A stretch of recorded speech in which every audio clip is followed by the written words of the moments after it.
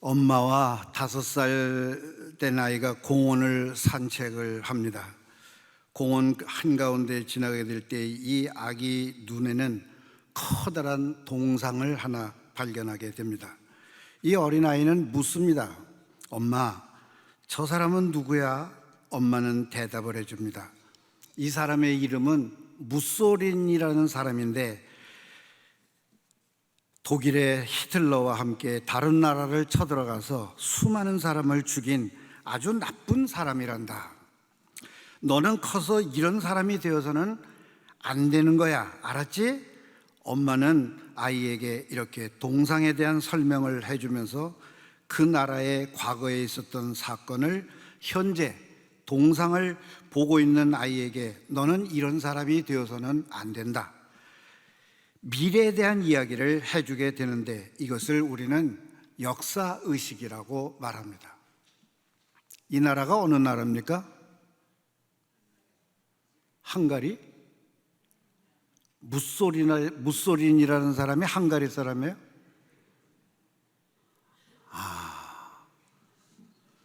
서울중앙이 무식하군요.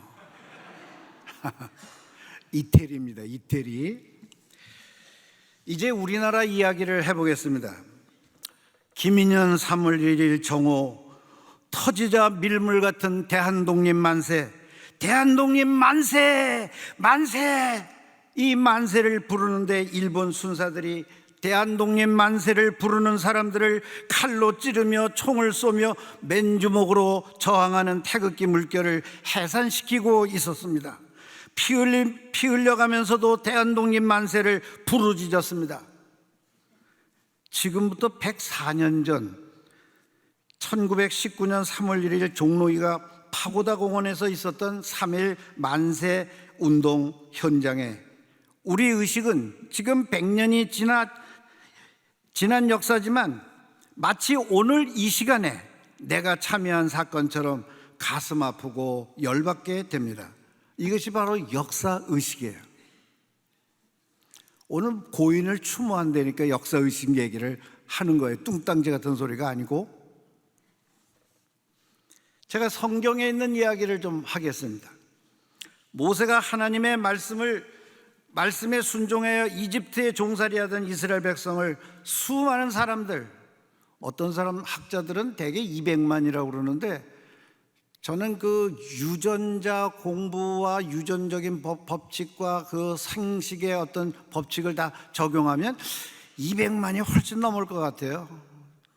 뭐 제가 그런 학설을 핀다고 아무도 인정 안 해서 뭐 얘기는 그냥 조그맣게 하고 있지만 500만은 되지 않았을까, 저는 그렇게 생각합니다. 뭐 산하 제한이 있어요. 애 낳지 말라고 그래요. 나고 더 나라고 자꾸 그러죠. 왜? 종살이를 시키니까 종들이 죽으면 안 되잖아요. 오래 살아서 많이 있어야지.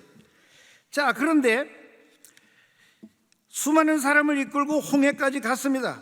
모세는 이집트 왕자가 정예 부대를 끌고 뒤쫓아오고 있다고 하는 보고를 받게 됩니다. 모세의 속은 타들어가고 있었습니다. 그러나 그 타는 속을 누가 알아주겠습니까? 그래도 모세는 결단을 내리고 홍해 앞에 섰습니다. 이제껏 그렇게 해왔듯이 모세는 손을 번쩍 들고 하나님께 부르짖기 시작합니다. 한 손엔 지팡이를 든 채로 기도하였습니다. 그리고 그 들고 있던 지팡이로 기도를 마친 후에 홍해를 한번 힘차게 쳤습니다. 그랬더니 홍해 바닷물이 출렁출렁 마구 파도를 치더니 어디선가 강한 바람이 불어와 홍해 바다가 갈라지기 시작했습니다. 모세는 힘차게 외쳤습니다. 하나님 감사합니다. 우리가 이 말씀을 읽으면 사실 우리나라 역사도 아니에요. 우리 민족의 역사도 아닌 사건임에도 내가 홍해를 건넜다는 생각이 들고 말할 수 없는 희열을 느낍니다. 성경을 제대로 읽고 성경을 하나님의 말씀으로 보는 사람은 이런 희열이 있고, 성경을 한 번도 읽어보지도 않고 근데 뭐 예배당은 왜 나오지? 그러고 예배당 다니는 사람들은 이 희열이라는 걸 느낄 수가 없어요.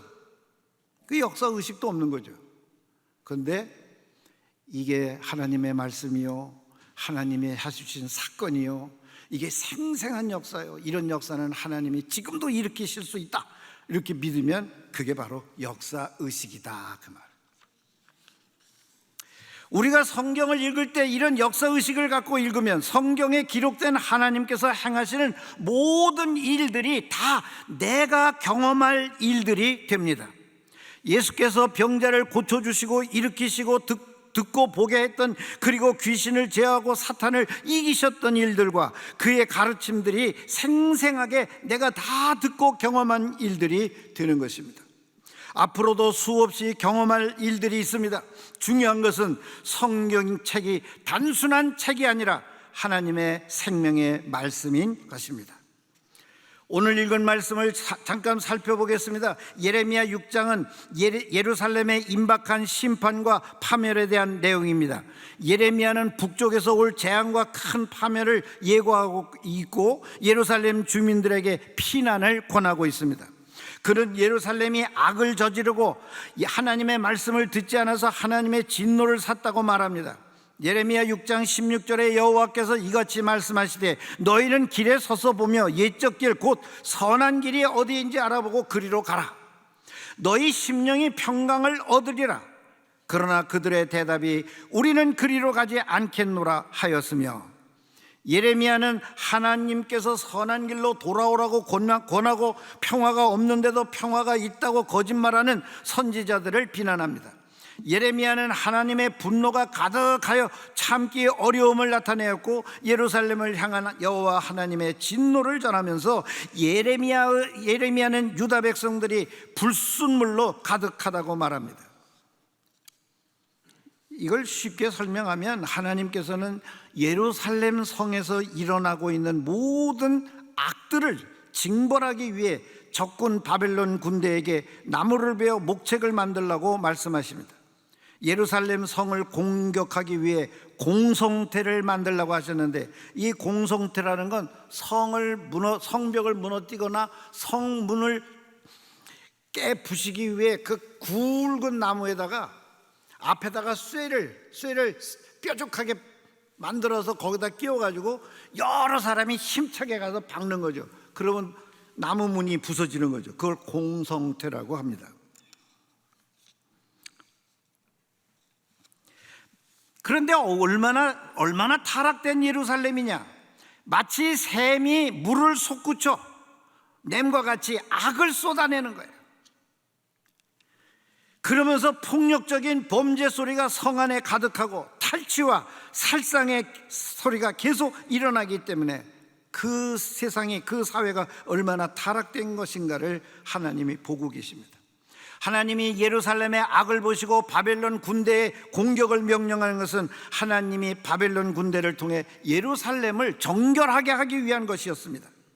그렇지 않으면 하나님의 마음이 싫어 아주 황폐하게 만드시겠다고 약속하십니다.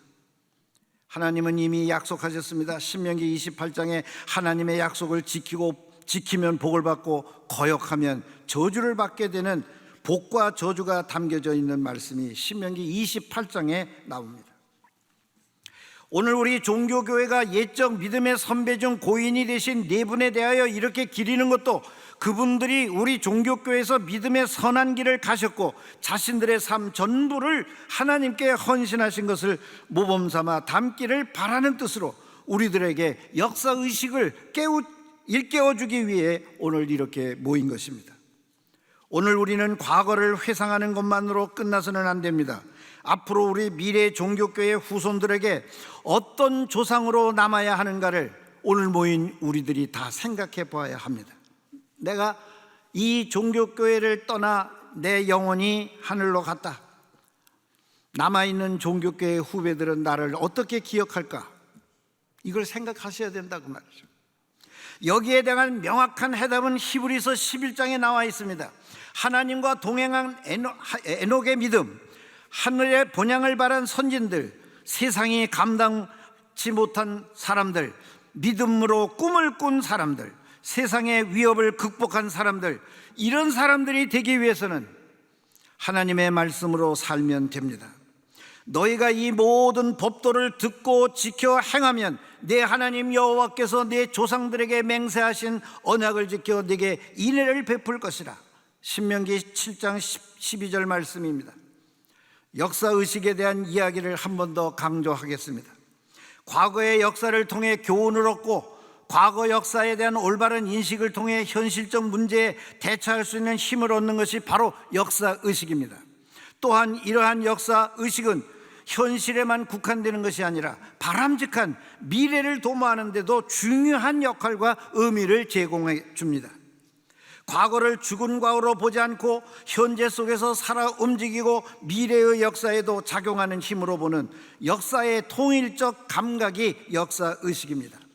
역사의식은 역사가 나와 무관한 것이 아니라 시간과 공간의 흐름에 필연적으로 관련되어 있는 역사적 존재로서 생각하고 자각하고 느끼는 것입니다. 역사의식은 진실로 검증된 역사를 바탕으로 현실의 성공과 실패, 진실과 거짓을 판별할 수 있는 기준과 원칙이 되기도 합니다. 역사의식은 과거, 현재, 미래가 서로 연결되어 있는 흐름과 변화의 궤적을 인식하고 존중하는 것입니다. 역사의식은 역사를 조작하거나 왜곡하는 것이 아니라 역사를 진실 그대로 기록하고 해석하는 것입니다. 역사의식은 역사를 공부하고 가르치는 것이 아니라 역사를 살아가는 것입니다. 역사의식은 또한 바람직한 미래를 도모하는 데도 중요한 역할과 의미를 제공해 줍니다. 무슨 대학교 강의 시간 같죠? 그런데 이게 심각한 거예요. 이게 중요한 거예요. 역사의식.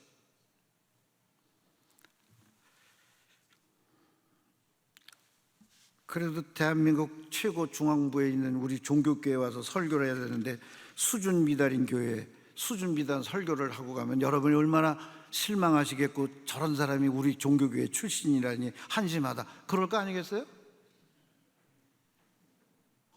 박경혜 장로님이세요? 우리 저하고 권사 동기입니다. 저기 이규 장로님도 권사 동기입니다. 권사 동기. 저 뒤에 함정이도 있네.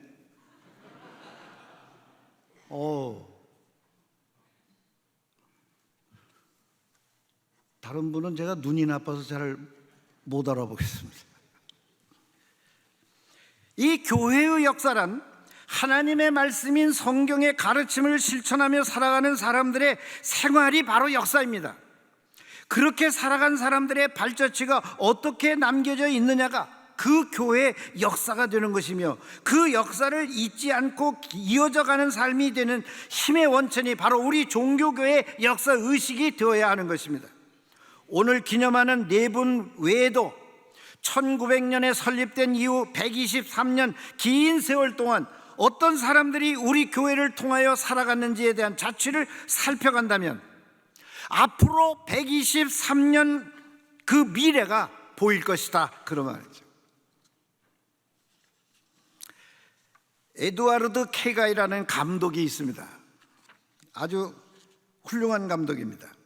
이 사람은 러시아, 우크라이나, 벨라루스, 노르웨이, 덴마크, 핀란드, 에스토니아, 라트비아, 리투아니아, 키르기스탄, 카자흐스탄 이런 아주 넓은 지역에 4개 연회가 있는 러시아 감리교회 초대 감독입니다. 러시아에 감리교회가 있고 감독이 있어요? 러시아에. 왜 한 분도 안 놀래? 지금 전쟁이 일어나는 저기에 러시아 감리교 감독이 있다니까요. 그렇지. 와 해줘야지. 와 해줘야죠. 그래요. 제가 노르웨이 가서 노르웨이 사람들한테 부흥회를 하는데 노르웨이 사람들이 한국 목사를 처음 보는 거예요. 처음 보고 한국 목사가 부흥회를 왔다니까 너무 신기하잖아요. 키도 조그맣고. 그런데 제가 부흥회를 하는데 웃기는 소리를 좀 했더니, 깜짝 놀랄 소리들을 했더니 그분들은 이렇게 놀래요. 우리는 기쁘면 토해내잖아요. 와 하고 토해내는데 그분들은 흡입을 해. 깜짝 놀랐어요. 한번 노르웨이식으로 한번 해볼까? 깜짝 놀랐어요. 그 드넓은 지역의 감독인데 이분이 브라디보스톡의 기밀문서 보관소에서 50년 된 해제 문서, 50년만 되면 국가 문서가 해제가 돼요. 그래서 미국식으로 러시아도 그런 걸 하더라고요. 야, 그거 참 희한해. 그래서 그 해제된 문서를 가지고 문서 보관소에 가서 중요한 문서를 열심히 찾았는데 거기서 뭘 찾아냈냐면 아주 중요한 문서를 찾았어요. 무슨 문서냐면 푸틴이 러시아 정부가 인정하는 감리교 신학대학을 세워야 되는데, 인가를 해줘야 되는데, 너희들 조상 중에 누가 러시아에 와서 선교를 했으며 여기에서 일했는가를 증명하는 서류를 가져오면 저 신학교 허가를 해주겠다. 그거 굉장히 어려운 문제 아니겠어요? 안 해주겠다 그 말 아니에요? 그런데 그 러시아에는 우리 종교교회가 파송했던 김영학 선교사라는 분이 브라디보스톡에서 활동을 했습니다. 그 당시 러시아 정부로부터, 이것도 놀라야 되는 거 아니에요? 아니, 우리 종교교회가 파송한 사람이에요. 박 장로님, 옛날 안원정 장로님 아시죠? 안원정 장로. 기억 안 나면 치매야. 우리 교회 안원정 장로님이라고 계셨는데 그 안원정 장로님이 그 김영학 선교사의 사모님이셨어요. 참 놀라운 일이에요. 고마워요, 놀래줘서. 원래 이 강단은 너무 그냥 거룩해가지고 좀 웃고 왔다 갔다 하고 교류를 해야지. 현대의 방법은 관계론에 있어서 교류가 있어야 되잖아요. 교류 좀 해봅시다. 교류. 그 김영학 선교사가 활동했던 그거를 찾아냈어요. 그래서 그거를 내밀었어요. 그거를 제출했어요. 허가가 나왔어요. 모스크바 크레물린 광장 여행해 보셨죠? 그 크레물린 광장이 쫙 이쪽에 크레물린이 있는데 이 건너편 한 블록 뒤에, 바로 한 블록 뒤에 모스크바 감리교 신학대학이 거기 서 있어요. 우리 종교교회 때문에. 그렇지, 이렇게 나와야지. 근데 여기만 나오면 어떻게, 여기는 왜 안 나와요? 여긴 종교교회하고. 근데 오늘 왜 이렇게 많이 왔어요? 평소에 오시던 분들보다 몇 배나 많이 오셨어요 지금? 무슨 일이에요? 웬일이에요?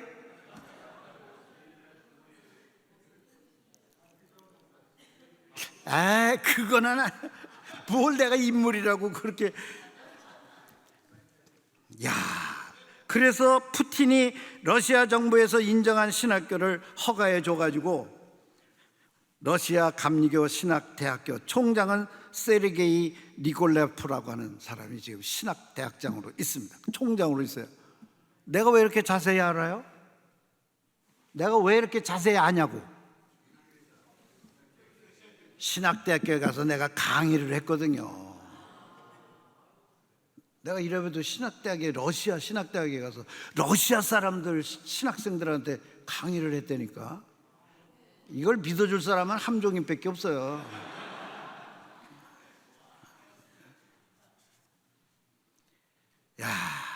정말 대단한 일 아닙니까? 이게 대단한 거예요.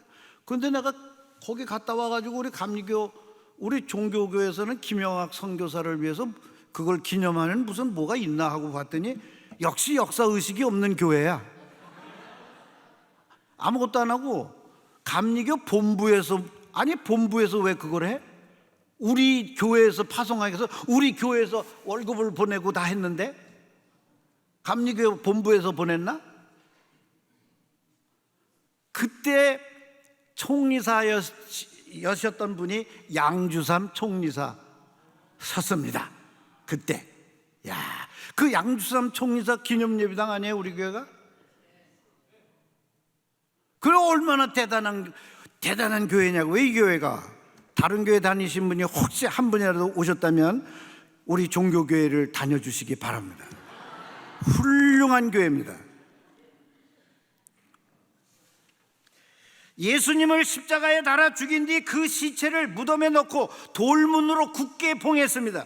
예수님을 무덤에 굳게 봉함으로써 예수님의 사건도 함께 과거에 묻어버리라고 했습니다. 예수님의 제자들도 예수님의 처참한 죽음을 영영 과거에 묻히고 만 것으로 확신하고 뿔뿔이 흩어졌습니다. 이제 예수님은 끝났다, 예수님은 끝났다라고 말하는 사람들은 바로 어떤 사람들이야? 역사의식이 없는 사람이에요. 막달라 마리아는 예수님의 시체라도 보고 싶어서 예수님의 무덤을 찾았습니다. 그런데 그 마리아에게 너희가 어찌 산 자를 죽은 자 가운데서 찾느냐라는 소리가 들려왔습니다. 예수님의 시체는 무덤에 묻혀서 거기에 머물러 있지 않았습니다. 예수님의 사건도 과거에 묻혀서 죽은 사건으로 머물러 있지 않았습니다. 예수님의 부활 사건은 죽음에서 다시 살아난 사건으로 역사의 현재에서 살아 움직였습니다. 예수님을 죽여서 묻고 문을 굳게 봉한 자들은 역사의식이 결핍한 자들이었습니다. 예수님의 제자들과 막달라 마리아도 마찬가지로 역사의식이 결핍되어 있었습니다. 그러나 부활하신 예수님을 만나게 되면서 예수님의 죽음의 사건이 과거에 머물러 있을 수 없는 것임을 깨닫고 새 역사 도래에 대한 비전을 갖게 되었을 때 참 역사의식을 갖게 되었습니다. 이건 대학원 강의예요.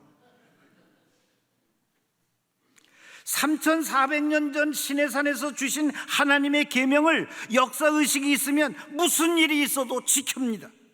너는 나 외 다른 신들을 내게 두지 말라. 그래서 일본 사람들이 태양신을 섬기라고 그렇게 말을 했어도 태양신을 섬기기를 거절했고 매를 맞고 감옥에 갇혀 여러 달 고생하고 순교도 당했습니다. 성경에서 말씀하는 옛적 길을 따라야 합니다. 그 옛적 길은 성경대로 살고 성경대로 죽는 길입니다. 성경이 어떤 책입니까? 모든 성경은 하나님의 감동으로 된 것으로 교훈과 책망과 바르게 함과 의로 교육하기에 유익하니 이는 하나님의 사람으로 온전하게 하며 모든 선한 일을 행할 능력을 갖추게 하려 함이라. 여러분이 교회 왜 다니냐면 온전한 사람이 되어야 되는데 그 온전한 사람이란 누구냐? 모든 선한 일을 행할 능력을 갖추는 사람이 되어야 된다. 모든 선한 일을 행할 능력을 갖춘 사람이 되라고 교회에 다니는 거예요.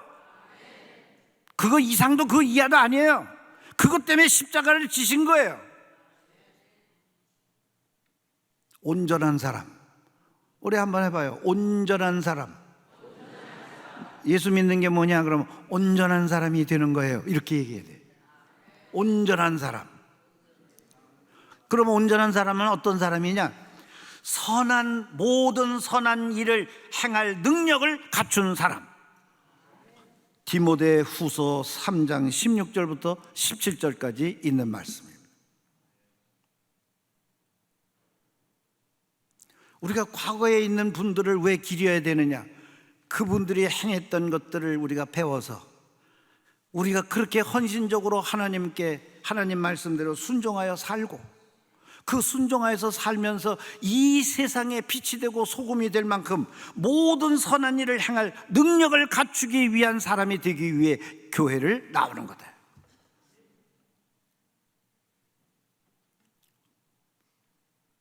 저절로 되는 게 아니에요.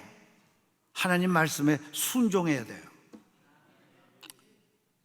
저도 권사 때는 에이 사람이 그렇지 무슨 이것대로 어떻게 살아? 성경대로 어떻게 살아?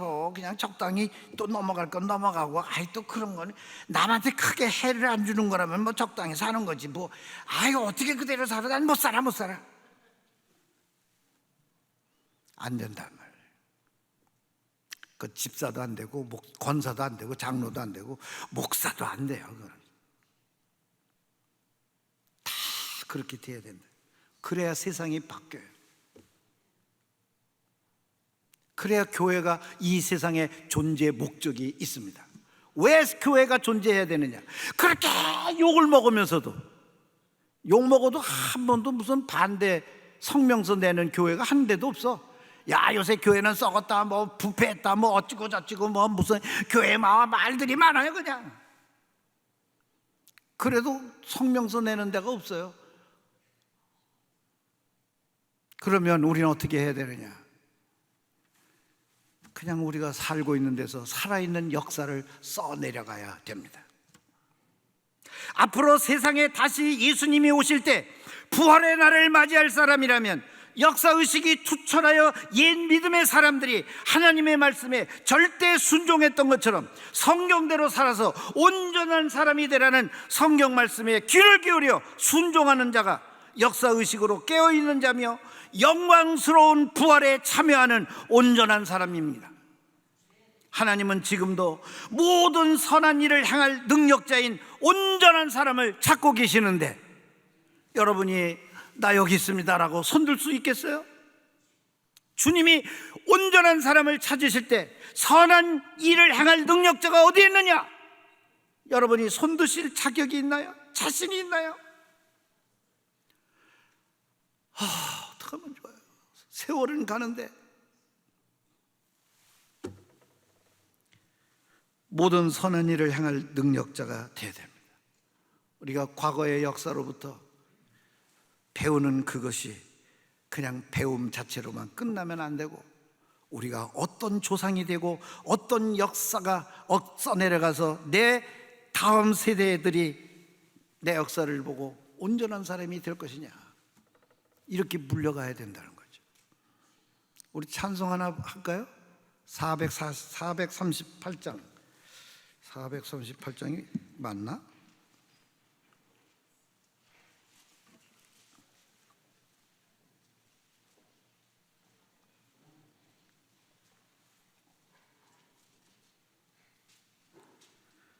(438장)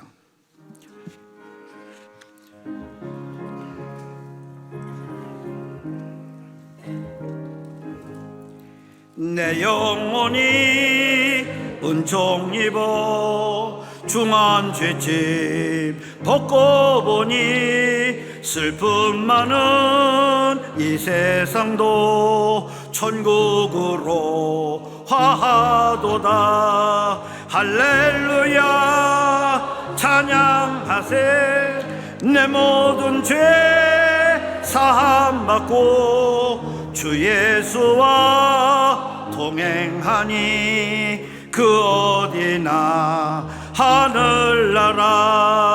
주의 얼굴 뵙기 전에 멀리 뵈던 하늘나라 내 마음속에 이루어지니 날로 날로 가깝도다.